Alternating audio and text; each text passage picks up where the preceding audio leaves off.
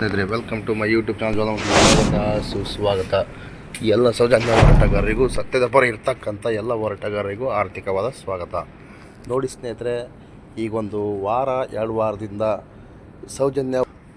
ಸೌಜನ್ಯ ಹೋರಾಟಕ್ಕಂತೇಳಿ ಈಗ 1 ವರ್ಷ 2 ವರ್ಷದಿಂದ ಬಂದಿರತಕ್ಕಂಥ ಕೆಲವೊಂದು ಮಹಿಳೆಯರು ಮತ್ತು ಪುರುಷರು ಈಗ ಸೌಜನ್ಯ ಹೋರಾಟದಿಂದ ಹೊರಗುಳಿದು ಎದಕ್ಕೆ ಹೊರಗೆ ಹೋದರೆ ಗೊತ್ತಿಲ್ಲ. ಬಟ್ ಈಗ ಸೌಜನ್ಯ ಹೋರಾಟಗಾರರ ಮೇಲೆ ಕೆಲವೊಬ್ಬರು ತೇಜಾವಧಿ ಮಾಡ್ತಾ ಇದ್ದಾರೆ. ಅವರು ಗಾಂಜಾ ಗಿರಾಕಿ, ಅವರು ಧರ್ಮಸ್ಥಳದ ದನಿಗಳಿಗೆ ಬ್ಲ್ಯಾಕ್ ಮೇಲ್ ಮಾಡಿದ್ರು. ಅವರು ದುಡ್ಡು ಕೊಟ್ಟಿಲ್ಲಂತೆ ಇವರಿಗೆ, ಅಂದರೆ ಸೌಜನ್ಯ ಹೋರಾಟಗಾರರಿಗೆ ದುಡ್ಡು ಕೊಟ್ಟಿಲ್ಲಂತೆ. ಅದಕ್ಕೋಸ್ಕರನೇ ಇವರು ಈ ಥರ ಅಪಪ್ರಚಾರ ಮಾಡ್ತಾ ಇದ್ದಾರೆ. ಧರ್ಮಸ್ಥಳ ನಮ್ಮ ಕ್ಷೇತ್ರ, ಹಾಗೆ ಹೀಗೆ ಅಂತೆಲ್ಲ ಹೇಳ್ಕೊಳ್ತಾ ಇದ್ದಾರೆ. ಎಲ್ಲೆಲ್ಲೇ ಹೋಗಿ ಹಿಂದೂ ಜಾಗರಣೆ ವೇದಿಕೆ, ನಾವು ಧರ್ಮ ಸಂರಕ್ಷಣೆ ಮಾಡ್ತೀವಿ ಅಂತೇಳಿ ಹೋಗ್ತಾರೆ. ಏನೇನೋ ಅವತಾರ ಮಾಡ್ತಾ ಇದ್ದಾರೆ. ಮಾಡ್ಕೊಳ್ಳಿ, ಸಂತೋಷ. ಆದರೆ ಹಿಂದೂ ದೇವಾಲಯ ಹಿಂದೂಗಳಿಗೆ ಸಲ್ಲಬೇಕಾಗಿರ್ತಕ್ಕಂಥದ್ದು. ಆದರೆ ಅದು ಈಗ ಯಾರ ಹೆಸರಲ್ಲಿದೆ, ಪಬ್ಲಿಕ್ ಡೊಮೇನಲ್ಲಿದೆಯಾ ಇಲ್ವಾ ಅದು ಸಮೇತ ಅವ್ರಿಗೆ ಗೊತ್ತಿಲ್ಲ. ಅದು ನೋಡಿದ್ರೆ ಯಾವುದೋ ಒಂದು ಜೈನ್ ಇನ್ಸ್ಟಿಟ್ಯೂಟ್ ಅಂತೆ. ನಾವೆಲ್ಲ ಇಲ್ಲಿ ಬಾಯಿ ಬಡ್ಕೊಳ್ತಾ ಇದ್ದೀವಿ, ನಮ್ಮ ದೇವಸ್ಥಾನ ಮಂಜುನಾಥ ಸ್ವಾಮಿ ನಮ್ಮ ದೇವಸ್ಥಾನ. ಆದರೆ ಅದು ಯಾವುದೋ ಒಂದು ಜೈನ್ ಇನ್ಸ್ಟಿಟ್ಯೂಟ್ ಅಂತೆ. ಅವರ ಮನೆತನಕ್ಕೆ ಸೇರಿದ್ದ ದೇವಸ್ಥಾನವಂತೆ. ಅವರ ಮನೆತನಕ್ಕೆ ಸೇರಿದರೆ ಅವರ ಫ್ಯಾಮಿಲಿಯ ದೇವಸ್ಥಾನ ಆದರೆ ಹಾಗೆ ಮಾಡ್ತಕ್ಕಂಥದ್ದು ತಪ್ಪು, ಕಾನೂನು ಪ್ರಕಾರವಾಗಿ ತಪ್ಪು. ಜನಗಳು ಬರ್ಬೋದು, ಅಲ್ಲಿ ಹೋಗಿ ಕೈ ಮುಗಿಬೋದು, ಇನ್ನೊಂದು ಮಾಡ್ಬೋದು ಅಷ್ಟೇ, ಅದಕ್ಕೆ ಮಾತ್ರ ಸೀಮಿತ ಇರಬೇಕು. ಆದರೆ ಉಂಡಿ ಇಕ್ಕಿರೋದೇ ತಪ್ಪು. ಯಾಕಂದರೆ ಅವರು ಜೈನ್ ಇನ್ಸ್ಟಿಟ್ಯೂಟ್ ಅಂತ ಮಾಡ್ಕೊಂಡಿರ್ತಕ್ಕಂಥದ್ದು, ಅದಕ್ಕೋಸ್ಕರ ಹೇಳ್ತಕ್ಕಂಥದ್ದು. ಹಾಗಾಗಿ ಇವರು ಉಂಡಿಯನ್ನು ಇಟ್ಟಿರೋದೇ ದೊಡ್ಡ ತಪ್ಪು. ರೂಲ್ಸ್ ಪ್ರಕಾರ ನಾವು ರೂಲ್ಸ್ ಬಿಟ್ಟು ಮಾತಾಡೋದಿಲ್ಲ. ಹೀಗೆ ಮಾತಾಡಿದ್ರೆ ಈ ವಿಡಿಯೋಕ್ಕೆ ಸಮೇತ ಅಷ್ಟೇ. ಎಂತ ಮಾಡೋದು ಸ್ವಾಮಿ, ಕುಂಬಳಕಾಯಿ ಕಳ್ಳ ಅಂದಟ್ಟಿಗೆ ಹುರ್ಕೊಂಡು ಬೀಳ್ತಾರಲ್ಲ. ಮತ್ತು ಇವ್ರಿಗೆ ಸಪೋರ್ಟಾಗಿ ಕೆಲವೊಬ್ಬ ನಮ್ಮ ಸೌಜನ್ಯ ಹೋರಾಟಕ್ಕಂತೇಳಿ ಬಂದು ಅಲ್ಲೆಲ್ಲ ಪ್ರಸಾದ ಇಸ್ಕೊಂಡಿದ್ದಾರೋ ಬಿಟ್ಟಿದ್ದಾರೋ ಗೊತ್ತಿಲ್ಲ. ಈಗ ಸೌಜನ್ಯ ಹೋರಾಟಗಾರರ ಮೇಲೆ ಕೆಲವೊಬ್ಬರು ಗಂಡಸು ಹೆಂಗಸುಗಳು, ಕೆಲವೊಬ್ಬ ಸೌಜನ್ಯ ಹೋರಾಟಕ್ಕಂತೇಳಿ ಬಂದು ಕೆಲವೊಬ್ಬರು ಹೆಂಗಸರು ಗಂಡಸರು ಇಬ್ಬರು ಸೇರಿಕೊಂಡು ಸೌಜನ್ಯ ಹೋರಾಟವನ್ನು ದಿಕ್ಕು ತಪ್ಪಿಸ್ಬೇಕು. ಇದರ ಮೇನ್ ಲೀಡರ್ ಮಹೇಶಣ್ಣನ ಬೈಯೋದು, ಗಿರೀಶಣ್ಣನ ಬೈಯೋದು, ಅವ್ರು ಅಂಥವ್ರು ಇವ್ರು ಇಂಥವ್ರು, ಅವ್ರು 420ಗಳು, ಇವರು 50ಗಳು, ಇವರು ಸಾಚರ ಆದರೆ ಇವರು ನಿಜವಾದ ಹಿಂದೂಗಳಾದರೆ ಹಿಂದೂ ದೇವಸ್ಥಾನವನ್ನು ಹಿಂದೂಗಳಿಗೆ ಸಲ್ಲತಕ್ಕದ್ದಂತೇಳಿ ಕಾನೂನಲ್ಲಿ ಇದೇನು ಮಾಡಲಿ, ಅದೆಲ್ಲ ಮಾಡಲ್ಲ. ಅಲ್ಲಿ ಪ್ರಸಾದ ಇಸ್ಕೊಂಬೋದು, ಇಲ್ಲಿ ಸೌಜನ್ಯ ಹೋರಾಟಗಾರರನ್ನು ತೇಜಾವಧಿ ಮಾಡುವುದು, ಸೌಜನ್ಯ ಹೋರಾಟಗಾರರ ಮಧ್ಯೆ ಬೆಂಕಿ ಹಚ್ಚುವಂಥ ಕೆಲಸ ಮಾಡ್ತಕ್ಕಂಥದ್ದು. ಇದು ಷಡ್ಯಂತ್ರನ ಮತ್ತು ಬೇರೆ ಏನೋ ನಿಮ್ಮ ಅಭಿಪ್ರಾಯಕ್ಕೆ ಬಿಟ್ಟಿದ್ದು ಸ್ನೇಹಿತರೆ. ಇದ್ರ ಬಗ್ಗೆ ಕ್ಲಿಯರಿಟಾಗಿ ಸೌಜನ್ಯ ಹೋರಾಟಗಾರನಾದ ಗಿರೀಶ್ ಮಟ್ಟಣ್ಣನವರ್ ಮತ್ತು ಶೈಲಜಾ ಅಮರನಾಥ್ ಅವರು ನಕಲಿ ಹೋರಾಟಗಾರರ ಬಗ್ಗೆ ಶೈಲಜಾ ಅಮರನಾಥ್ ಮತ್ತು ನಮ್ಮ ಸೌಜನ್ಯ ಹೋರಾಟಗಾರನಾದ ಗಿರೀಶ್ ಮಟ್ಟಣ್ಣನವರ್ ಕ್ಲಾರಿಟಿ ಕೊಟ್ಟಿದ್ದಾರೆ. ಈ ವಿಡಿಯೋವನ್ನು ಫುಲ್ ನೋಡಿ, ನಿಮಗೆ ಗೊತ್ತಾಗುತ್ತೆ. ಸೌಜನ್ಯ ಹೋರಾಟಕ್ಕಂತೇಳಿ ಬಂದು ದುಡ್ಡು ತಗೊಂಡು ಸೌಜನ್ಯ ಹೋರಾಟಗಾರರನ್ನು ತೇಜಾವಧಿ ಮಾಡುವುದು ಎಷ್ಟು ಸರಿ, ಇದರ ಬಗ್ಗೆ ಕುಲಂಕುಷವಾಗಿ ಚರ್ಚೆ ಮಾಡಿರ್ತಕ್ಕಂಥ ವಿಡಿಯೋ ಇಲ್ಲಿದೆ. ದಯವಿಟ್ಟು ಇದನ್ನು ನೋಡಿ. ಯಾರು ಬೇಜಾರು ಮಾಡ್ಕೊಳ್ಳೋಕೆ ಹೋಗಬೇಡಿ. ಯಾವುದೇ ರೀತಿಯ ತೇಜಾವಧಿ ಮಾಡೋದು ಬಿಡೋದು ಅವರಿಷ್ಟ. ಅದು ಯಾವುದೇ ರೀತಿಯ ತೇಜಾವಧಿ ಮಾಡಲಿ ಬಿಡಲಿ, ನೋ ಟೆನ್ಷನ್. ಇಲ್ಲಿ ಯಾರೂ ದಿಕ್ಕು ತಪ್ಪುವುದಿಲ್ಲ, ಅವರೇ ದಿಕ್ಕು ತಪ್ಪಿ ಹಳ್ಳಕ್ಕೆ ಬೀಳ್ತಾರೆ ಅಂತೇಳಿ ಈ ವಿಡಿಯೋ. ಹೋರಾಟಗಾರರನ್ನು ಹೇಗಾದರೂ ಮತ್ತು ಸೌಜನ್ಯ ಹೋರಾಟಗಾರರ ಯೂಟ್ಯೂಬರ್ಸನ್ನು ಹೇಗಾದರೂ ಮಾಡಿ ದಿಕ್ಕು ತಪ್ಪಿಸ್ಬೇಕು, ಅವ್ರ ಮಧ್ಯೆ ಬೆಂಕಿ ಇಡಬೇಕು. ಅವ್ರು ಹಾಗೆ ಮಾಡ್ತಾರೆ, ಇವ್ರು ಹೀಗೆ ಮಾಡ್ತಾರೆ, ಅವರು ಗಾಂಜಾ ಗಿರಾಕಿ, ಇವ್ರಿಗೆ ಆ ಗಿರಾಕಿ ಈ ಗಿರಾಕಿ ಅಂತೆಲ್ಲ ಹೇಳಿ ದಿಕ್ಕು ತಪ್ಪಿಸುವಂಥ ಕೆಲಸ ಮಾಡ್ತಾರೆ. ದಯವಿಟ್ಟು ಅಂಥವರ ಮಾತುಗಳಿಗೆ ಕಿವಿ ಕೊಡದೆ ನಿಯತ್ತಾಗಿ ಹೋರಾಟ ಮಾಡಿ ಜಯ ಸಿಕ್ಕೇ ಸಿಗುತ್ತದೆ. ಈಗ ಅವ್ರಿಗೆ ಗೊತ್ತಾಗಿದೆ ಸೌಜನ್ಯಳ ವಿಚಾರದಲ್ಲಿ ನಾವು ಸೋಲ್ತೀವಿ. ಹೇಗಾದರೂ ಮಾಡಿ ಸೌಜನ್ಯ ಹೋರಾಟಗಾರ ತೇಜೋವಧೆ ಮಾಡಿ ಈ ಹೋರಾಟವನ್ನು ಎಲ್ಲಿಗೆ ನಿಲ್ಲಿಸಬೇಕು. ಈಗೇನು ಸುಪ್ರೀಂ ಕೋರ್ಟಲ್ಲಿ ಕೇಸು ಮುನ್ನೆಲೆಗೆ ಬಂದರೆ ನಮ್ಮ ಮಾನ ಮರ್ಯಾದೆ ನಾವು ಇರೋದೇ ಡೌಟ್ ಎಂಬ ಒಂದು ಇದಕ್ಕೆ ಬಂದುಬಿಟ್ಟಿದ್ದಾರೆ. ಹಾಗಾಗಿ ಕೆಲವೊಬ್ಬ ಹಳೆ ಸೌಜನ್ಯ ಹೋರಾಟಗಾರನ್ನ ಹಿಡ್ಕೊಂಡು ಅವರಿಗೆ ಪ್ರಸಾದ ಕೊಟ್ಬಿಟ್ಟು ಈ ಥರ ಅಪಪ್ರಚಾರ ಮಾಡಿ ಸೌಜನ್ಯ ಹೋರಾಟಗಾರರನ್ನು ಹೊಡೆಯುವಂಥ ಕೆಲಸ ಮಾಡಿ ಅಂತೇಳಿ ಹೇಳಿರಬಹುದು ಎಂಬ ಸಂಶಯ ಬಲವಾಗಿ ಕಾಡುತ್ತಿದೆ. ನಿಮಗೇನನ್ನಿಸುತ್ತೆ ದಯವಿಟ್ಟು ಕಾಮೆಂಟ್ ಮಾಡಿ ತಿಳಿಸಿ. ನಮಸ್ಕಾರ. ವಿಡಿಯೋ ನೋಡಿ. ನ್ಯಾಯ ಸಿಡಿಲು ಬಡ್ದಂಗೆ ಸಿಗುತ್ತೆ. ಸಿಡ್ಲು ನೋಡಿ, ಯಾರಿಗೂ ಒಂದು ಸಿಡಿಲು ಬಡೋದು ಯಾರಾದರೂ ಎಕ್ಸ್ಪೆಕ್ಟ್ ಮಾಡಿರ್ತಾರ? ಮಳೆನೇ ಆಗ್ತಾ ಇಲ್ಲ ಏನು ಅಂತಿರ್ತಾರೆ. ದಡ್ಡಂತ ಸಿಡಿಲು ಬೀಳ್ತದೆ. ಅದು ಯಾವಾಗ ಮಧ್ಯಾಹ್ನ ಸಿಡಿಲು ಹೊಡಿತದೆ, ಎಲ್ಲರೂ ಬೆಚ್ಚಿ ಬೀಳ್ತಾರೆ. ಆವಾಗ ಮಳೆ ಬರೋಕ್ಕೆ ಶುರು ಆಗ್ತದೆ. ಸೌಜನ್ಯ ನ್ಯಾಯ ಅದೇ ರೀತಿಯೇ ಸಿಗುತ್ತೆ. ಯಾವ ಅಪಪ್ರಚಾರಕ್ಕೆ, ಯಾವ ಈ ಫೇಕ್ ವಿಡಿಯೋ ಮಾಡಿ ಹಾಗೆ ಅವ್ರು ಹಿಂಗೆ ಇವ್ರು ಹಿಂಗೆ ನಿಮಗೂ ಬೈತಾರೆ, ನಮಗೂ ಸಿಕ್ಕಾಪಟ್ಟೆ ಬೈದಿದ್ದಾರೆ, ಎಲ್ಲ ಮನೆಯವ್ರನ್ನೂ ತೊಗೊಂಡು ಬೈತಾರೆ. ಯಾವುದಕ್ಕೂ ತಲೆ ಕೆಡಿಸ್ಕೊಳ್ಳೋಕೆ ಹೋಗಬೇಡಿ. 100ಕ್ಕೆ 100 100% ರಾಜಕಾರಣಿಗಳ ಪರ ಇರಲಿ, ಸರ್ಕಾರ ಅವ್ರ ಪರ ಇರಲಿ, PM ಇರಲಿ, CM ಅವ್ರ ಪರವಾಗಿರಲಿ, ಯಾರೇ ಇರಲಿ, ನ್ಯಾಯ ಸಿಗೋದು ಸಿಡಿಲು ಬಡ್ದಂಗೆ ಸಿಗುತ್ತೆ. ಆ ದಿನ ಅತ್ಯಂತ ಸಮೀಪ ಇದೆ. ಅದು ಯಾರಿಗೆ ಗೊತ್ತಿದೆ? ನಮ್ಮ ಹೋರಾಟಗಾರರಿಗೆ ಅನುಮಾನ ಇದೆ. ಆದರೆ ಅತ್ಯಾಚಾರಿಗಳ ಕುಟುಂಬ ಇದೆಯಲ್ಲ, 100ಕ್ಕೆ 100 ಅವ್ರಿಗೆ ಗೊತ್ತಿದೆ ನಾವು ಸಿಕ್ಕಾಕೊಂಡಿದ್ದೀವಿ ಅಂಥೇಳಿ. ಮೊಸಳೆಗೆ ಗೊತ್ತಾಗಿದೆ, ತಿಮ್ಮಿಂಗಲಿಗೆ ಗೊತ್ತಾಗಿದೆ ನಾವು ಸಿಕ್ಕಾಕೊಂಡು ಬಿಟ್ಟಿದ್ದೀವಿ. ತಿಮ್ಮಿಂಗಲ ಅಂತ ತಿಳ್ಕೊಂಡಿದ್ರು, ಈಗ ವಿಲಿ ಒದ್ದಾಡ್ತಾ ಇದ್ದಾರೆ. ಹೀಗಾಗಿ ಏನೇನೋ ಕನ್ಫ್ಯೂಷನ್ ಮಾಡಿಸೋದು. ಗಿರೀಶ್ ಮಠಣ್ಣವ್ರಿಗೆ, ಮಹೇಶ್ ಶೆಟ್ಟಿ ತಿಮ್ಮರೋಡಿಯವ್ರಿಗೆ ಆಗಲ್ಲ, ನಡುವೆನೇ ಜಗಳ ಹಚ್ಚೋದು. ಇದೆಲ್ಲ ಏನಂತ ನೀವು ಹೇಳಿದ್ರೆ ಗೂಢಚಾರ. ಹಿಂದೆ ಏನು ಮಾಡ್ತಿದ್ರಲ್ಲ, ಹಿಂದೆ ರಾಜರು ಬ್ರಿಟಿಷರು ಗೂಢಚಾರರನ್ನಿಟ್ಟು ಹಾಳು ಮಾಡೋದು, ಡಿವೈಡ್ ಮಾಡೋದು ಮಾಡ್ತಿದ್ರಲ್ಲ, ಇವರು ಅದನ್ನೇ ಮಾಡ್ತಾ ಇದ್ದಾರೆ. ಇವ್ರದ್ದು ಅದೇ DNA ಅಲ್ಲ, ಅದು ಮಾಡ್ತಾ ಇದ್ದಾರೆ. ಹೀಗಾಗಿ ಯಾರೂ ತಲೆ ಕೆಡಿಸ್ಕೊಳಕ್ಕೆ ಹೋಗಬೇಡಿ. ಜಯ ಸಿಗೋದು 100ಕ್ಕೆ 100 ಶತಸಿದ್ಧ. ಅದು ಬರದಾಗಿದೆ. ಇಲ್ಲಿ ಎಲ್ಲಿ ನಾವು ಎಡುತ್ತಿದ್ದೀವಿ ಅಂತ ಹೇಳಿದ್ರೆ, ಅನೇಕರಿಗೆ ಆಗುತ್ತೋ ಇಲ್ಲೋ, ಆಮೇಲೆ ಇನ್ನು ಕೆಲವೊಬ್ಬರಿಗೆ ನನ್ನಿಂದನೇ ಸಿಗುತ್ತೆ, ಅದು ಒಂದು ದೊಡ್ಡ ಭ್ರಮೆ. ಅದಕ್ಕೆ ಅದರದೇ ಆದಂಥ ಈ ಹೋರಾಟಕ್ಕೆ ಅದರದೇ ಆದಂಥ ಒಂದು ಪದ್ಧತಿ ಇದೆ ನೋಡಿ. ಸ್ಟೇಜ್ ಬೈ ಸ್ಟೇಜ್ ಅವರು ಎಕ್ಸ್ಪೋಸ್ ಆಗ್ತಾ ಬಂದರು. ಸೌಜನ್ಯ ಹೋರಾಟದಲ್ಲಿ ಎಷ್ಟು ದೂರ ತಲುಪಿದ್ದೀರಿ ಸರ್ ಇವತ್ತು? ಈಗ ಸೌಜನ್ಯ ಹೋರಾಟದಲ್ಲಿ ಸುಪ್ರೀಂ ಕೋರ್ಟಿಗೆ ಪೆಟಿಷನ್ ಕುಸುಮಾವತಿಯವರು ಹಾಕಿದ್ದಾರೆ. ಸೊ ಡೇಟ್ ಕೊಡಬೇಕು. ಅದು ಸ್ವಲ್ಪ ತುಂಬ ಡಿಲೇ. ಯಾಕಂದರೆ ಸುಪ್ರೀಂ ಕೋರ್ಟ್ನಲ್ಲಿ ಸುಮಾರು ಜನ ಈ ಪ್ರಶ್ನೆ ಕೇಳ್ತಿರ್ತಾರೆ, ಸೌಜನ್ಯ ಕೇಸ್ದು ಏನಾಯಿತು. ಮರು ತನಿಖೆಗೋಸ್ಕರ 3 ತಿಂಗಳು ಟೈಮ್ ಕೊಟ್ಟಿದ್ರು ಅವರು. ಅಂದರೆ ಈಗ ಮಾರ್ಚಿಗೆ ಬರ್ತದೆ ಮರು ತನಿಖೆಗೋಸ್ಕರ. ಅಲ್ಲಿ ಅಡ್ವೊಕೇಟ್ ಇದ್ದಾರೆ, ಮಹೇಶ್ ಶೆಟ್ಟಿ ತಿಮ್ಮರೋಡಿಯವರು ಒಬ್ಬ ಅಡ್ವೊಕೇಟನ್ನು ಎಂಗೇಜ್ ಮಾಡಿದ್ದಾರೆ. ಸೊ ಪಾಸಿಟಿವ್ ರಿಸಲ್ಟ್ ಬರಬಹುದು ಅನ್ನೋ ಒಂದು ಇದನ್ನಿದೆ. ಬಟ್ ಒಂದೇನಂತ ಹೇಳಿದ್ರೆ, ನಂದು ಈ ಎಂಟೈರ್ ಈ ಹೋರಾಟ ಅಥವಾ ಸಂಘರ್ಷ ಅನ್ನಿ, ಸೌಜನ್ಯ is a tip of an iceberg. ಸೌಜನ್ಯ ಕೇಸ್ ಅಂತಹ 100 ಪ್ರಕರಣಗಳಾಗಿದೆ. ಈಗ SIT ಆಗಿದೆಯಲ್ಲ, it is as good as ಮರು ತನಿಖೆನೇ. ಅದು ಹೌದು, ನಿಜ. ಹೋರಾಟದ ಉದ್ದೇಶ ಏನಿತ್ತು? ಮರು ತನಿಖೆ ಆಗಬೇಕು. ಅಲ್ಲಿ ನಡೆತಕ್ಕಂತಹ ಅತ್ಯಾಚಾರ ಕೊಲೆಗಳ ತನಿಖೆ ಆಗಬೇಕು. SIT ಮಾಡ್ತಾ ಇದೆಯಲ್ಲ. ಸೊ ಇದು ಹೋರಾಟಕ್ಕೆ ಸಿಕ್ಕಂತಹ ಒಂದು ಏನಂತ ಹೇಳಿದರೆ ಒಂದು ಫಲಶ್ರುತಿ. ಸಕ್ಸಸ್ ಅಂತ ನಾನು ಹೇಳಲ್ಲ, ಅದರದ್ದು ರಿಸಲ್ಟ್ ಇದು ಬಂದು. ಅದು ಸರಿ ಇಲ್ಲ, ಅವ್ರು ಸರಿ ಇಲ್ಲ, ಸ್ಟಾರ್ಟಿಂಗ್ ಬರೋದು ಈಗ ಮಾತಾಡ್ತಾರಲ್ಲ, ಅದು ಸರಿ ಇಲ್ಲ, ಹೋರಾಟಗಾರ ಸರಿ ಇಲ್ಲ. ಇದು ನೋಡಿ, ಜನಗಳು ಹುಚ್ಚಿರಲ್ಲ. ಇಲ್ಲಿ ಕೆಲವೊಬ್ರು ಏನು ಮಾಡ್ತಾರೆ,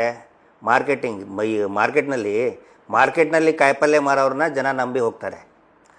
ಆದರೆ ಕೆಲವೊಬ್ರು ಏನು ಮಾಡ್ತಾರೆ, ತಮ್ಮ ಮನೆಯಲ್ಲಿ ಕೊಳ್ತಿರೋ ಟೊಮಾಟೊ ಹಣ್ಣು ಮಾರಕ್ಕೆ ಬಂದಿದ್ದಾರೆ ಇಲ್ಲಿ. ಜನಗಳಿಗೆ ಗೊತ್ತಾಗತ್ತೆ, ಜನಗಳಿಗೆ ಏನು ಎತ್ತ ಅಂತ ಗೊತ್ತಾಗತ್ತೆ.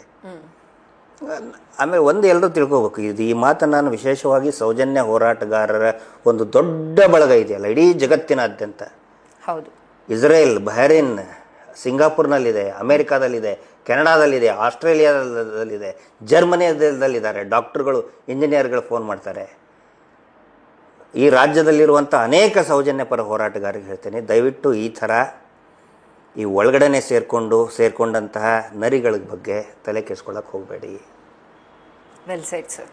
ತಲೆ ಕೆಡಿಸ್ಕೊಳ್ಳೋಕೆ ಹೋಗಬೇಡಿ. ಇಟ್ಸ್ ಆಲ್ ಇದೇನಾಗ್ತದೆ, ಕೆಲವೊಬ್ರು ಈಗೀಗ ಹೊರಗಡೆ ಬಂದು ಎಕ್ಸ್ಪೋಸ್ ಆಗ್ತಾ ಇದ್ದಾರಲ್ಲ, ಸೌಜನ್ಯ ಹೋರಾಟಗಾರ ಅಂತ ಹಿಂದೆ 1-2-3 ಜನ ಹೋರಾಟಗಾರ ಅಂತ ಹೇಳ್ಕೊಂಡು ಎಕ್ಸ್ಪೋಸ್ ಆಗಿ ಹೋದರು. ಅವರೆಲ್ಲ it is called smoking out ಅಂತಾರೆ. ನರಿಗಳನ್ನು ಹೆಂಗೆ ಹಿಡಿತಿದ್ರು ಅಂತ ಹೇಳಿದರೆ, ಇಲಿಗಳನ್ನು ಹಿಂದೆ ಟ್ರೈಬಲ್ಸ್ ಹೆಂಗೆ ಹಿಡಿತಾ ಇದ್ದಂದರೆ ಆ ಬಿಲ್ಗಳಿಗೆ ಹೊಗೆ ಹಾಕ್ತಾಯಿದ್ರು. ಹೊಗೆ ಹಾಕಿದ ತಕ್ಷಣ ಅವು ಹೊರಗಡೆ ಬರ್ತಿದ್ವು. ಹೌದು. ಈಗ ಆ ನರಿಗಳು ಆ ಬಿಲದಲ್ಲಿ ಹೊಗೆ ಸೌಜನ್ಯ ಶಕ್ತಿ ಅಂದರೆ ಹಾಗೆ. ಯಾರು ತಮ್ಮ ಲಾಭಕ್ಕೋಸ್ಕರ ಬರಲಿ, ಆದರೆ ಹೋರಾಟ ಹಾಳು ಮಾಡ್ತಾರಲ್ಲ, ಅಥವಾ ಈ ಅತ್ಯಾಚಾರಿಗಳ ಕಡೆ ಅಂತ ದುಡ್ಡು ತೊಗೊಂಡು ಅವರು ಫೇವರ್ ತೊಗೊಂಡು ಹೋರಾಟ ಹಾಳು ಮಾಡೋಕ್ಕೆ ಬರ್ತಾರಲ್ಲ, ಅವ್ರು ಯಾರೂ ಉಳಿಯಲ್ಲ ಹೋರಾಟದಲ್ಲಿ. ಹೀಗಾಗಿ ಯಾವುದೇ ನಮ್ಮ ಸೌಜನ್ಯ ಬಳಗ ಏನಿದೆ, ಕುಟುಂಬ ಇದೆ, ತಲೆ ಕೆಡಿಸ್ಕೊಳ್ಳೋಕೆ ಹೋಗಬೇಡಿ. ಅಂಥವ್ರನ್ನ ಇಗ್ನೋರ್ ಮಾಡಿ. ಈ ಮಾತು ನನ್ನ ಹಿಡಿದು ಎಲ್ರಿಗೂ ಅನ್ವಯಿಸ್ತದೆ. ಅವ್ರು ಏನೇ ಹೇಳಿ ತಲೆ ಕೆಡಿಸ್ಕೊಳ್ಳೋಕೆ ಹೋಗಬೇಡಿ. ಆ ನಂತರ ಎಷ್ಟೋ ಜನ ನ್ಯಾಯ ಸಿಗುತ್ತಾ, ಈಗ ನಿರಾಶೆ ಇಂಥರ ಕೇಳ್ತಾರೆ, ಅಯ್ಯೋ SIT ಏನಾಗುತ್ತೋ ಏನೋ, ಮಾಡ್ತದ, ತನಿಖೆ ಮಾಡ್ತಾರ, ನ್ಯಾಯ ಸಿಗಲ್ವ. ಒಂದು ಮಾತು ಹೇಳ್ತಾ ಇದ್ದೀನಿ, ಟೈಟ್ಲ್ ಕೊಟ್ಟಿದ್ದಾರೆ ಧರ್ಮಯುದ್ಧ ಅಂತೇಳಿ. ಏನು ಧರ್ಮಯುದ್ಧ? ಧರ್ಮ ಯಾವುದು ಇದರಲ್ಲಿ? ಕೊಂದವರನ್ನು ರಕ್ಷಿಸೋದು ಧರ್ಮನ ಅಲ್ಲ. ಅವ್ರು ಉತ್ತರ ಕೊಡ್ಬೇಕ್ರಿ. ಅವರು ನಾಚಿಕೆ ಆಗ್ಬೇಕು ಅವ್ರಿಗೆ. ಧರ್ಮಯುದ್ಧ ನೋಡಿ, ಈ ನನಗೆ ಈಗ ನನ್ನ ವಿರುದ್ಧ ಪೋಸ್ಟ್ ಮಾಡಿಸ್ತಾ ಇದ್ದಾರೆ, ಏನೋ ಕಮ್ಯುನಿಸ್ಟ್ರ ಜೊತೆಗೆ ಸೇರಿಕೊಂಡ್ರು, ಧರ್ಮ ವಿರೋಧಿ. ಏನು ಧರ್ಮ ಅಂದ್ರೆ ಏನ್ರಿ? ಕೊಂದವರನ್ನು ರಕ್ಷಿಸೋದು. ಭಾರತ ಮಾತೆ ಅನ್ನುವಂಥ ಕಾನ್ಸೆಪ್ಟ್ ಏನಿದೆ, ನಾನು ಅದನ್ನು ನಂಬ್ತೀನಿ. ನಾನು ವಿರೋಧ ಮಾಡಲ್ಲ. ಭಾರತ ಮಾತೆಯ ಫೋಟೋ ನನ್ನ ಮನೆಯಲ್ಲೂ ಇದೆ. ಪ್ರತಿದಿನ ಅದಕ್ಕೂ ನಾನು ದೀಪ ಬೆಳಗ್ತೀನಿ, ಉದ್ದಿನ ಕಡ್ಡಿ ಬೆಳಗ್ತೀನಿ. ನಾನು ಕೇಳೋದು ಒಂದೇ, ಆ ಭಾರತ ಮಾತೆಯ ಫೋಟೋ ಏನಿದೆಯಲ್ಲ, ಅದರಲ್ಲಿ ನೀವು ಸೌಜನ್ಯನ ನೋಡಿರಿ. ನಾನು ಅದರಲ್ಲಿ ಸೌಜನ್ಯ ನೋಡ್ತೀನಪ್ಪ. ನಾನು ವಯಸ್ಸಾಗಿ ಸೀರೆ ಹರಿದಂಥ ಒಬ್ಬ ಅಜ್ಜಿಯನ್ನು ನೋಡ್ತೀನಿ ನಾನು. ಅದ್ಯಾಕೆ ಭಾರತ ಮಾತೆ ಆಗಬಾರ್ದು? ಯಾಕೆ ಆಗಬಾರ್ದು? ಕೋರ್ಟಿಗೆ ಹೋಗಿ ನೀವು ಇವತ್ತು ಪಾಪ ವಯಸ್ಸಾದಂಥವ್ರು ಹೆಣ್ಮಕ್ಳು ಬಂದಿರ್ತಾರೆ, ಅಥವಾ ಅಜ್ಜಿ ಬಂದಿರ್ತಾರೆ, ಮಗನ ಸುಮ್ಮನೆ ಹಿಡ್ಕೊಂಡು ಹೋಗಿರ್ತಾರೆ, ಏನು ಮಾಡಿರೋದೇ ಇಲ್ಲ. ನಾನು ಅಂಥವರಲ್ಲಿ ಭಾರತ ಮಾತೆಯನ್ನು ನೋಡ್ತೀನಿ. ನಾನು ಇವ್ರಿಗೆ ಯಾಕೆ ಅದರಲ್ಲಿ ಭಾರತ ಮಾತೆಯನ್ನು ನೋಡೋಕ್ಕೆ ಆಗಲ್ಲ? ಒಂದೇ ಮಾತರಂ ಬಗ್ಗೆ ಮಾತಾಡ್ತಾರೆ. ಒಂದೇ ಮಾತರಮ್ಮನ್ನು ಅತ್ಯಂತ ನನಗೆ ಒಂದೇ ಮಾತರಂ ಹಾಡಬೇಕಾದ್ರೆ ಕಣ್ಣಲ್ಲಿ ನೀರು ಬರ್ತದೆ, ಭಾವುಕನಾಗ್ಬಿಡ್ತೀನಿ ನಾನು. ಮೊನ್ನೆ ಒಂದು ಡೆಲ್ಲಿನೋ ಯಾವುದೋ ಒಂದು ಇದರಲ್ಲಿ ಈ ಒಂದೇ ಮಾತರಂ ಪರವಾಗಿ ಈ ಪಾರ್ಟಿಯವರು ಒಂದು ಸ್ಟ್ರೈಕ್ ಇಟ್ಕೊಂಡಿದ್ರು. ಒಬ್ಬನು ಪಾರ್ಟಿದು ಶಾಲ್ ಹಾಕ್ಕೊಂಡು, ಕೇಸರಿ ಶಾಲ್ ಹಾಕ್ಕೊಂಡು ಒಂದು ವೈರಲ್ ಆಯ್ತು ಅದು ಸೋಷಿಯಲ್ ಮೀಡಿಯಾದಲ್ಲಿ. ಅಬ್ಸರ್ವ್ ಮಾಡಿದೆ. ಏನಂತ ಹೇಳಿದರೆ, ಇವರು ಒಂದೇ ಮಾತರಮ್ಗೆ ಅವಮಾನ ಮಾಡ್ತಾರೆ ಅಂತ ಹೇಳ್ತಾನೆ ಅವನು, ಒಬ್ಬರು ಗುಂಡಗಿದ್ದವನು. ಆಯಿತು, ನೀನು ಒಂದೇ ಮಾತರಂ ಸುನಾವ್ ಹಾಡು ನೀನು ಅಂತ ಹೇಳ್ತಾನೆ. ಅವನಿಗೆ ಬರೋದನೇ ಇಲ್ಲ. ಒಂದೇ ಮಾತರಂ ಹೇಳೋಕ್ಕೆ ಬರ್ತಾ ಇಲ್ಲ ಅವನಿಗೆ. ಅಂಥವ್ರು ಹೋಗಿ ಹೋರಾಟ ಮಾಡ್ತಾರೆ, ಒಂದೇ ಮಾತರಂ ಪರವಾಗಿ ಇದು ಮಾಡ್ತಾರೆ. ನಾನು ಕೇಳೋದಿಷ್ಟೇ, ನನಗೆ ನೀವು ಟೀಕೆ ಮಾಡ್ತೀರಲ್ಲ ಮಾಡಿ. ಒಂದೇ ಮಾತರಂನಲ್ಲಿ ನನಗೆ ತುಂಬ ಇಷ್ಟ ಆಗೋದು ತ್ವಂ ಹಿ ದುರ್ಗಾ ದಶಪ್ರಹರಣ ಧಾರಣಿ. ಅಂದರೆ ಏನು? ಭಾರತ ಮಾತೆ, ನೀನೇ ದುರ್ಗೆಯ ಅವತಾರ ನೀನು. ಅಂದರೆ ರಾಕ್ಷಸರನ್ನು, ದುರ್ಗೆ ಅಂದರೆ ಎದಕ್ಕೆ ಪೂಜೆ ಮಾಡ್ತೀವಿ? ರಾಕ್ಷಸರನ್ನು ಸಂಹಾರ ಮಾಡೋಳು. ಇಲ್ಲಿ ರಾಕ್ಷಸರಂದ್ರೆ ಯಾರು? ಕೊಲೆಗಡಕರಿರ್ತಾನೆ, ಅಮಾಯಕ ಹೆಣ್ಮಕ್ಕಳನ್ನ, ಬರೀ ಹೆಣ್ಮಕ್ಳನ್ನಲ್ಲ, ಪುರುಷರನ್ನು ಕೂಡ ಕೊಂದಿದ್ದಾರೆ. ಅಮಾಯಕರನ್ನ ಕೊಂದಂಥವ್ರು ರಾಕ್ಷಸರಲ್ವಾ? ಒಂದೇ ಮಾತರಂನಲ್ಲಿ ನಾವು ಹೇಳ್ತೇವೆ ಭಾರತ ಮಾತೆಗೆ ತ್ವಂ ಹಿ ದುರ್ಗಾ ದಶಪ್ರಹರಣ ಧಾರಿಣಿ 10 ವಸ್ತ್ರಗಳನ್ನು ಹಿಡ್ಕೊಂಡವಳು ನೀನು, ಎದಕ್ಕೆ? ದುರ್ಗಾ ಮಾತೆಯಾಗಿ ನಿಂತವಳು. ಇಲ್ಲಿ ಆ ರಾಕ್ಷಸರನ್ನ ನಿರ್ನಾಮ ಮಾಡಬೇಕು, ಅವರ ಸಾಮ್ರಾಜ್ಯವನ್ನು ನಿರ್ನಾಮ ಮಾಡಬೇಕು ಅಂತ ನಿಂತಂಥವರು ನಾವು, ಮಹೇಶ್ ಶೆಟ್ಟಿ ತಿಮರೋಡಿಯವರು. ನೀವು ಭಾರತ ಒಂದೇ ಮಾತರಮ್ಮ ಇದ್ದಲ್ಲಿ ಬರೀ ಹಾಡು ಹಾಡ್ತಿರ್ ಬಿಡ್ತೀರಿ, ಆದರೆ ನಿಜವಾಗಿ ಯುದ್ಧ ನಡೀತಾ ಇದೆಯಲ್ಲ, ನೀವು ಯಾಕೆ ಸಪೋರ್ಟ್ ಮಾಡಕ್ ಬರ್ತಾ ಇಲ್ಲ? ಬಾಹುತೆ ತುಮಿ ಮಾ ಶಕ್ತಿ, ನನ್ನ ತಾಯಿ ಭಾರತ ಮಾತೆ, ನನ್ನ ಬಾಹುಗಳಲ್ಲಿ ನೀನೇ ಶಕ್ತಿ. ಹೃದಯ ತುಮಿ ಮಾ ಭಕ್ತಿ, ತಾಯಿ ನನ್ನ ಹೃದಯದಲ್ಲಿ ನಿನ್ನದೇ ಭಕ್ತಿ. ತ್ವಂ ಹಿ ದುರ್ಗಾ ದಶಪ್ರಹರಣ ಧಾರಿಣಿ ಅಂತೇಳಿ ಒಂದೇ ಮಾತರಂನಲ್ಲಿ ನಾವು ಹೇಳಿ, ಅಸಲಿಯತ್ ವಾಸ್ತವವಾಗಿ ಗ್ರೌಂಡ್ ಲೆವೆಲ್ನಲ್ಲಿ ಆ ಯುದ್ಧ ನಡಿಬೇಕಾದ್ರೆ, ಆ ಶುಂಭ ನಿಶುಂಭ ರಾಕ್ಷಸರ ವಿರುದ್ಧ ಈ ಹೋರಾಟ ನಡಿಬೇಕಾದ್ರೆ ನೀವು ಆ ಶುಂಭ ನಿಶುಂಭರ ಪರವಾಗಿ ನಿಂತ್ಕೊಳ್ತೀರಿ. ನೀವು ಆ ಬಿಜೆಪಿಯ ಎಲ್ಲಾ ಲೀಡರ್ಗಳಿಗೆ ನಾನು ಹೇಳ್ತಾ ಇದ್ದೀನಿ ನಾನು. ಅಂದ್ರೆ ಬರೀ ಹಾಡು ಹಾಡ್ಕೊಂತ ಭಜನೆ ಮಾಡ್ಕೊಂತ ಹೋಗೋದಾ? ಅಧಿಕಾರ ಇಲ್ದಾಗ ಇದು ಭಜನೆ ಮಾಡ್ಕೊಂತ ಹೋಗೋದು, ಅಧಿಕಾರ ಸಿಕ್ಕ ಮೇಲೆ ಆರೋಚಕ ಹೇಳ್ತಾರಲ್ಲ, ಹೆಮ್ಮೆಯಿಂದ ಹೇಳ್ತೇನೆ, ಬಜರಂಗ ದಳದವರಿಗೆ ಅರೆಸ್ಟ್ ಮಾಡಿಸಿದ್ ನಾನು, ಪಬ್ ದಾಳಿ ಮಾಡಿದ ನಾನು. ಮುಟ್ಟಾಳ್ರಿಗೆ ಹೇಳ್ತೇನೆ, ನಮ್ಮ ಯುವಕರಿಗೆ ಪ್ರೀತಿಯಿಂದ ಒಂದು ಅಣ್ಣನ ಸ್ಥಾನದಲ್ಲಿ ನಿಂತ್ಕೊಂಡು ಹೇಳ್ತಾ ಇದ್ದೀನಿ, ಮುಟ್ಟಾಳ್ರಾಗಕ್ಕೆ ಹೋಗಬೇಡಿ ಇಂಥವ್ರ ಮಾತು ಕೇಳ್ಕೊಂಡು. ಅಧಿಕಾರದಲ್ಲಿದ್ದಾಗ ನಿಮ್ಮನ್ನು ಒಂದು ಒಳಗೆ ಹಾಕ್ತಾರೆ, ಅದನ್ನ ಹೆಮ್ಮೆಯಿಂದ ಹೇಳ್ಕೊತಾನೆ ಆರ್ ಅಶೋಕ್. 3 ಅಕ್ಷರ ಬಾರದಂತ ಆರ್ ಅಶೋಕ್ ಹೇಳ್ತಾರೆ, ನಾನು ಹೋಮ್ ಮಿನಿಸ್ಟರ್ ಆಗಿದ್ದೆ, ಪಬ್ ದಾಳಿ ಮಾಡಿದಂತ ಬಜರಂಗ ದಳದವರಿಗೆ ಒಳಗಡೆ ಹಾಕ್ಸಿದೆ, ನಾನು ಅರೆಸ್ಟ್ ಮಾಡಿದೆ ಅಂತ ಹೇಳ್ತಾನೆ. ಮುಟ್ಟಾಡ್ರಾಗಬೇಡಿ, ನಿಮ್ಮ ಸೆಕ್ಯೂರಿಟಿ, ನಿಮ್ಮ ಮನೆ ಸೆಕ್ಯೂರಿಟಿ ನೋಡಿ. ಸೌಜನ್ಯ ಹೋರಾಟ ಅಂದರೆ ಏನು? ನೀವು ಪ್ರಾರಂಭದಲ್ಲಿ ಹೇಳಿದ್ರಿ ನನಗೆ, ಹೆಣ್ಣುಮಕ್ಕಳ ಪರವಾಗಿ ಅಂತ ನಾನು ಬಂದಿಲ್ಲ, ಟೈಟಲ್ಗೋಸ್ಕರ ನಾನು ಬಂದಿಲ್ಲ. ಇದರಲ್ಲಿ ನನ್ನ ಸ್ವಾರ್ಥ ಇದೆ, ಸ್ವಾರ್ಥಕ್ಕೋಸ್ಕರ ಬಂದಿದ್ದೀನಿ. ಏನು ಸ್ವಾರ್ಥ? ಸ್ವಾರ್ಥ ಅಂತ ಹೇಳಿದ್ರೆ, ಈ ಹೋರಾಟದಿಂದ ನನ್ನ ಮನೆಗೂ ರಕ್ಷಣೆ ಸಿಗುತ್ತೆ, ನನ್ನ ಮಗಳು ಸರಿಯಾಗಿ ಮನೆಗೆ ಬರ್ತಾಳೆ, ಇಂಥ ರಾಕ್ಷಸರ ಹಾವಳಿ ಇಲ್ದನೆ ಸೇಫ್ ಆಗಿ ಬರ್ತಾಳೆ, ಅದು ನನ್ನ ಸ್ವಾರ್ಥ. ಇಲ್ಲ ಅಂತಂದ್ರೆ ನಾಳೆ ನನ್ನ ಮಗಳು ಕೇಳ್ತಾಳೆ, ಅಪ್ಪ ಅಷ್ಟು ದೊಡ್ಡ ಸೌಜನ್ಯ ಹೋರಾಟ ನಡೆದಿತ್ತು, ನೀನು ಯಾಕೆ ಮನೇಲಿ ಕೂತ್ಕೊಂಡಿದ್ದೆ ಅಂತ ಕೇಳಿದ್ರೆ, what should I answer to my daughter? ಅದಕ್ಕೆ ನಾನು ಬಂದಿದ್ದೀನಿ. ನನಗೆ ಯಾವ ಟೈಟ್ಲು ಬೇಡ, ಯಾವ ಹೆಸರು ಬೇಡ. ವೈಯಕ್ತಿಕವಾಗಿ ಯಾರೇ ನನಗೆ ಸನ್ಮಾನ ಮಾಡಿದ್ರು ನನಗೇನು ಅಟ್ಟಕ್ಕೇರಲ್ಲ, ಬೈದರೂ ಕೂಡ ನಾನು ಕುಗ್ಗಲ್ಲ. ಹೋರಾಟಕ್ಕೆ ಬೈದರೆ ಖಂಡಿತ ನಾನು ನನ್ನದೇ ಆದಂಥ ರೀತಿಯಲ್ಲಿ ಉತ್ತರ ಕೊಡ್ತೀನಿ. ಟೈಟ್ಲ್ ಬೇಡ ನಮಗಿಲ್ಲಿ, ನಮಗೆ ಅವಶ್ಯಕತೆ ಇಲ್ಲ. ಎಲ್ಲರೂ ಸಮಯ ಕೊಡ್ತಾ ಇದ್ದಾರೆ, ನಾನು ಸ್ವಲ್ಪ ಜಾಸ್ತಿ ಸಮಯ ಕೊಡ್ತಾ ಇದ್ದೀನಿ ಇಷ್ಟೇ. We are just giving. ನಾನು ಎಲ್ರಿಗೂ ಹೇಳೋದು ಇಷ್ಟೇ, ಒಂದು 10 ನಿಮಿಷ ಟೈಮ್ ಕೊಡ್ರಪ್ಪ ನೀವು. ಅದೇ ಸರ್, ನನಗೂ ಅನ್ಸಿದ್ದು, ಭಗವಂತ ಅಷ್ಟು ಚೆನ್ನಾಗಿಟ್ಟಿರುವಾಗ ಇವ್ರು ಯಾಕಪ್ಪ ಹೋರಾಟಕ್ಕೆ ಬಂದರು? ಇಷ್ಟು ಚೆನ್ನಾಗಿದೆ ಇವ್ರ ಪ್ರೊಫೈಲು, ಅಧಿಕಾರಿಯಾಗಿದ್ರು, ಜೊತೆಗೆ ಏನು ಫೈನಾನ್ಷಿಯಲ್ ಪ್ರಾಬ್ಲಮ್ಸ್ ಇಲ್ಲ, ಆರಾಮಾಗಿದ್ದವ್ರು ಬಂದು ಈ ರೀತಿಯಾಗೆಲ್ಲ ಯಾಕೆ ಅನ್ಸ್ಕೊಳ್ತಾ ಇದ್ದಾರೆ? ಈಗ ಅರ್ಥ ಆಯ್ತು ಮೇಡಮ್, ಇದು ಪಾಯಿಂಟ್ ಅಲ್ಲ. ಕಾನ್ಶಿಯಸ್ ಸುಮ್ಮನೆ ಇರಕ್ಕೆ ಬಿಡಲ್ಲ. ಈಗ ಎಷ್ಟು ಕೇಳ್ತಾರೆ, ಈಗ ಮಹೇಶ್ ಶೆಟ್ಟರ್ ಕೇಳಿ ಯಾಕೆ ಬಂದ್ರಿ ಅಂತ ಹೇಳಿದ್ರೆ, ಹೌದು ನೋಡಿ ನಿಮ್ಗೆ ಆಗಲ್ಲ, ಅದು ಮನೇಲಿ ಸುಮ್ಮನೆ ಕೂತ್ಕೊಳ್ಳೋಕೆ ಆಗಲ್ಲ. ಅದರ ಅರ್ಥ ನಾವು ಒಬ್ಬನೇ ಮಾಡ್ತಾ ಇದ್ದೀನಿ, ಮಹೇಶ್ ಶೆಟ್ಟರ್ ಇಷ್ಟೇ ಮಾಡ್ತಾ ಇದ್ದಾರೆ ಅಂತಲ್ಲ. ಮಹೇಶ್ ಶೆಟ್ಟರ್ ಫುಲ್ ಟೈಮ್ ಇಡೀ ಅವರ ಯೌವನವನ್ನೇ ಕೊಟ್ಟರು. ನಾನು ಒಂದು 2 ವರ್ಷ ಟೈಮ್ ಕೊಟ್ಟಿದ್ದೀನಿ. ಒಂದು ದಿನದಲ್ಲಿ ಒಂದು ಮ್ಯಾಕ್ಸಿಮಮ್ ಟೈಮ್ ಕೊಡ್ತೀನಿ ನಾನು. ಆ ಥರ ಇಡೀ ಒಂದು ದೊಡ್ಡ ಸಮುದಾಯ, ಒಬ್ಬರು 10 ನಿಮಿಷ ಕೊಡ್ತಾರೆ, ಅರ್ಧ ಗಂಟೆ ಕೊಡ್ತಾರೆ. ಕಾರ್ಯಕ್ರಮ ಹೋರಾಟ ಇದ್ದರೆ ಬಂದು ಹೋಗ್ತಾರೆ, ಒಂದು ಅರ್ಧ ದಿನ ಕೊಡ್ತಾರೆ. ನಾನು ಎಲ್ರಿಗೂ ರಿಕ್ವೆಸ್ಟ್ ಮಾಡ್ಕೊಳ್ಳೋದು, ದಯವಿಟ್ಟು ಟೈಮ್ ಕೊಡಿ. ಇಲ್ಲಿ ಯುದ್ಧ ಅಂತ ಹೇಳಿದ್ರೆ ನೀವೇನು ಯಾರಿಗೂ ಹೋಗಿ ಹೊಡಿಬೇಕಾಗಿಲ್ಲ, ಕೊಲ್ಲಬೇಕಾಗಿಲ್ಲ, ಕಲ್ಲೆಸಿಬೇಕಾಗಿಲ್ಲ, ಏನು ಮಾಡಬೇಕಾಗಿಲ್ಲ. ಕೆಟ್ಟದಾಗಿ ನೀವು ಬಯಲಿಕ್ಕೆ ಹೋಗಬೇಡಿ, ಏನು ಮಾಡಬೇಡಿ. ಜಸ್ಟ್ ಒಂದು ಸಪೋರ್ಟಿವ್ ಆಗಿ ನಿಂತ್ಕೊಳ್ಳಿ. ಯಾಕಂತ ಹೇಳಿದರೆ ಇಡೀ